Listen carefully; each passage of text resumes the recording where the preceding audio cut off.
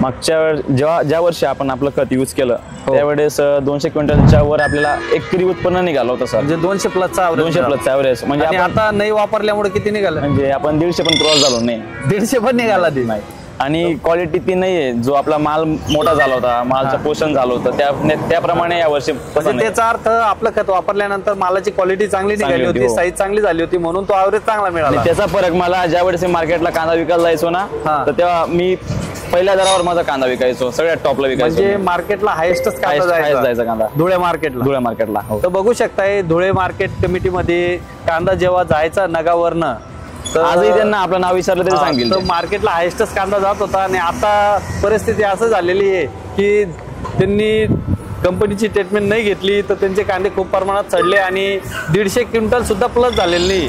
त्यांनी अगोदर आपलं खत वापरल्यानंतर 200 प्लस ॲव्हरेज काढलेला आहे. म्हणजे 2 वर्षापूर्वी आपल्या खताचा वापर मी शेतामध्ये कांद्यासाठी केला होता. तर मला जो अनुभव मिळाला होता, कांद्याला चांगल्या प्रमाणात खाली मुळा होत्या, कांद्याची साईज मोठी झाली होती, कलर पण चांगला होता. आणि ज्या वेळेस कांदा मी स्टोर केला तर कमीत कमी 6 ते 7 महिन्यापर्यंत माझ्या कांद्याला धक्का पण नव्हता. बरोबर. त्यानंतर मग या वर्षी मी थोडा कंटाळा केला.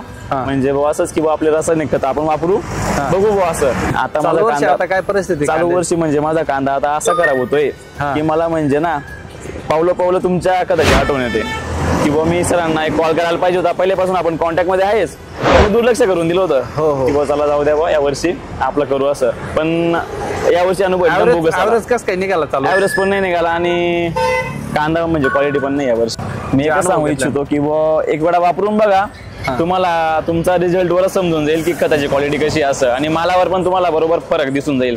त्यानुसार तुम्ही एकच वापरा, दुसऱ्यांदा तुम्ही तेच खत घेणार.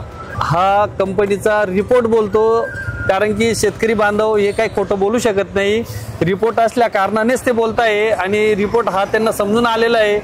पहिल्या वर्षी वापरल्यानंतर क्वालिटी चांगली निघाली आणि त्यांनी नाही वापरल्यानंतर कांदे किती प्रमाणात चढ झाली हे त्यांचं निदर्शनात आलेलं आहे. तर इतर शेतकरी बांधवांनी पण जय किसान ग्रीन इंडिया कंपनीचे खत एकदा अवश्य वापरून बघा, कारण की उन्हाळी कांदा हा टिकला तर आपल्याला मार्केट चांगलं मिळू शकतं.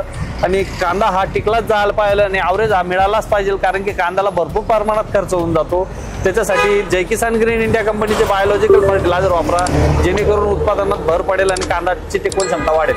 धन्यवाद शेतकरी.